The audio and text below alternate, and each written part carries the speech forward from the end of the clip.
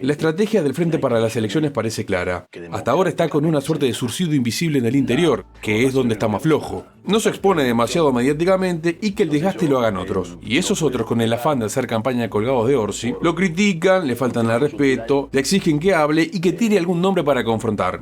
Por ahora nada. De todas formas aparece un nombre en la vuelta. ¿Querés saber de quién se trata? Tenemos el gusto de recibir al economista Gabriel Odoni. Gabriel, gracias por estar. Gracias, Gabriel, gracias, Federico. Ya has dicho que si te ofrecen el Ministerio de Economía lo aceptarías en un eventual gobierno del Frente. ¿Qué cosa es lo que más te seduce hacer desde el cargo de Ministro de Economía? Terminar de redondear el escenario de estabilidad macroeconómica y predictibilidad que este país ha desarrollado en los últimos 30 años y que el Frente contribuyó, por cierto, decididamente a esto y que todavía es posible dar alguna vuelta de tuerca más. Por ejemplo, consolidar un nivel de inflación bajo y una situación fiscal sólida y sostenible. ¿Cómo hacer que el crecimiento de una economía como Uruguaya, que es clave para sostener nuestro estado del bienestar, pueda provenir de acciones propias? Que no dependamos tanto de suerte de fenómenos externos, como pueden ser un escenario de precios favorable o un escenario regional favorable en términos de precios. Conectar mejor el mundo de los negocios con el mundo de la innovación y la tecnología. Revisar los esquemas de gasto tributario, esto es, los incentivos a la inversión, que yo creo que tienen que seguir existiendo, pero muchos de ellos tienen que ser revisados y evaluados a la luz de su eficacia. Revisar la eficiencia del sector no transable, lo que no está expuesto a la competencia internacional, en el sector público, en el sector salud, en el transporte, en la distribución de combustibles, todos sectores que ocupan mucha mano de obra, pero que al mismo tiempo le suelen exportar algunas ineficiencias al sector competitivo internacionalmente. Redefinir nuestro esquema de protección social, direccionándolo a estas 300.000 personas, de los cuales hay 168.000 niños, fortaleciendo los esquemas de transferencias, fortaleciendo un sistema de cuidados, generando empleo directamente direccionado a este tipo de personas, fortaleciendo la capacitación mientras mejoran los niveles educativos de sus hijos, para mantener nuestro esquema de convivencia, el que esas 300.000 personas mejoren de manera sustancial sus condiciones de vida es fundamental. Lo es para quienes pensamos que eso es justo, porque esos niños que son pobres no tienen responsabilidad alguna en serlo. Hay que darles oportunidades y hay que protegerlos a lo largo de su vida y hay que mejorar las condiciones de igualdad al final de su vida laboral, pero también lo es desde un punto de vista de la conveniencia. Nuestra sociedad se va a ver crecientemente expuesta a problemas de inseguridad y a problemas de tensión social si nosotros no atacamos este problema, porque esas personas que viven tan expuestas al delito y situaciones de carencia son las que primero enfrentan los problemas de inseguridad, pero a su vez son las que potencialmente pueden alimentar algunos de los procesos de violencia. ¿Sos partidario en esos sectores y en la infancia de transferencias directas no retributivas? Sí, absolutamente. ¿Incluida la asignación familiar? Absolutamente. Los fenómenos de pobreza son multidimensionales, están básicamente alojados en el territorio, pero requieren de un abordaje integral en términos de empleo para las personas que son jefes de hogar, de esos hogares donde habitan los niños, en particular muchas veces son monoparentales y mujeres a su frente.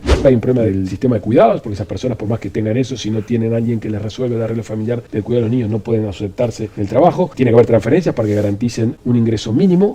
¿Dar sin pedir a cambio tiene una línea muy fina con el asistencialismo? Yo creo que lo que tiene una línea muy fina con el asistencialismo es aquella ayuda que se hace en términos caritativos. En principio, lo que creo que el Frente Amplio tiene en la cabeza es una política pública destinada a atacar los problemas de pobreza en infancia y adolescencia, lo cual requiere muchas herramientas, una de las cuales las transferencias no condicionadas, incluso en el mundo de países con altos niveles de ingreso. Esta es una solución del esquema provisional para ciertos grupos de población. Además, en el mundo que nos viene del trabajo, con los desafíos tecnológicos, hay que pensar si esto no es un esquema que tenemos que implementar en términos de un esquema de renta básica universal a mediano plazo. La reforma educativa de este periodo de gobierno. Tiendo en general a coincidir que los principios que la orientan son correctos y están bien inspirados y creo entender que forman parte de un consenso bastante amplio. Ahí podríamos decir que hay una cierta razón, hay legitimidad indiscutida porque quienes están implementando la reforma son claramente autoridades democráticamente electas. Sin embargo, no son suficientes como para tener éxito, porque si vos en un lugar tan relevante como el sector educativo no tenés incentivados o alineados a los objetivos de la reforma o de los cambios a los docentes que juegan un papel fundamental en el sistema educativo, tenés un problema. La gestión del cambio en cualquier proceso de reforma es tan importante como lo que querés hacer. Es tan importante o incluso a veces más el cómo lo vas a hacer que el qué querés hacer.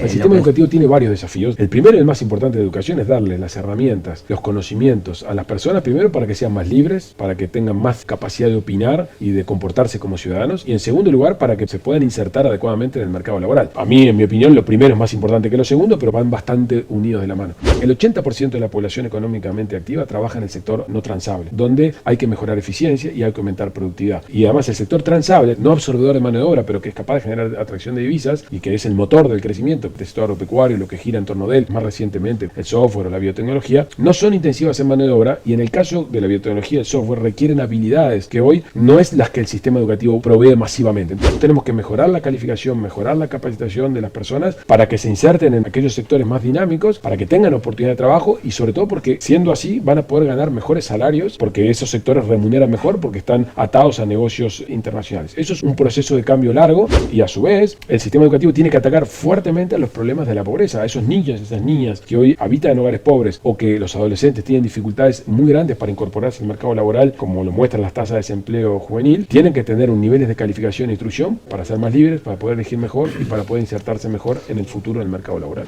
Mi visión sobre los impuestos es: la presión fiscal de Uruguay es elevada y por lo tanto creo que no hay mucha oportunidad ni margen para incrementar impuestos en Uruguay. No obstante lo cual, es irresponsable decir en campaña que uno no va a aumentar impuestos. En materia previsional, quedan un conjunto de cosas para hacer. Si bien es cierto que la reforma contempla edades de retiro diferentes para distintos grupos, creo que ahí también hay una oportunidad de seguir mejorando. Cosas para discutir, que es lo que el Frente Amplio ha propuesto en el diálogo nacional, en términos de mejorar el sistema, creo que hay muchas y probablemente van a ser objeto de discusión durante este periodo de gobierno. Ahora, si el plebiscito se aprueba, estamos en otro escenario económico. Es como un barajar y dar de nuevo. Los partidos van a tener que gobernar con un programa de gobierno que va a diferir bastante de lo que están discutiendo hoy. Desde el punto de vista fiscal, más allá de que hay controversia sobre los números, yo creo que es lo suficientemente grande como para pensar que hay que recalibrar un conjunto de asignación de gastos y un conjunto de recursos, con lo cual eso puede requerir, entre otras cosas, revisar la estructura tributaria. Yo sé que este es un tema delicado y complejo porque aquí habemos una especie de conjunto de sabiondos que le estamos diciendo a la población en general: miren, por más que las promesas que están detrás de este conjunto de iniciativas son atractivas, el resultado nosotros les aseguramos que va a ser peor que lo que tenemos hoy.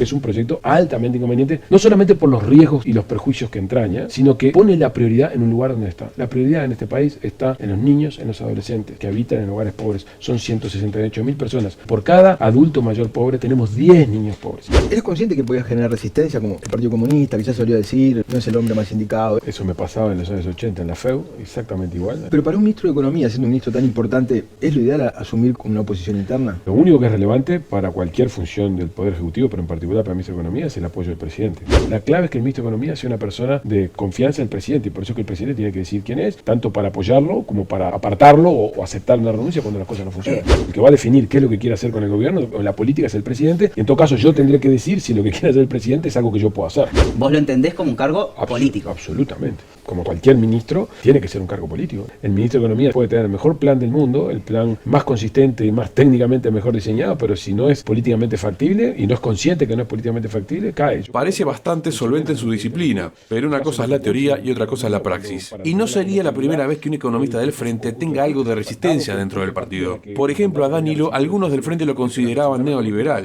Incluso estuvo a favor del balotaje cuando la mayoría del FA estaba en contra. Después resultó ser muy conveniente. Si gana Yamandu, no sabemos si le va a ofrecer el ministerio a Odone. Pero lo que sí sabemos es que si será amplio el Frente que hasta un liberal de izquierda tiene ahora. Gabriel, muchísimas gracias por haber estado. Gracias, Gabriel, gracias, Federico. Si te gustó el video, dale like, suscríbete y compartilo. Si querés y podés colaborar con el canal, hacelo desde la cuenta de Patreon en la descripción del video. Y a los que ya están colaborando desde esta plataforma, nuestro más profundo agradecimiento.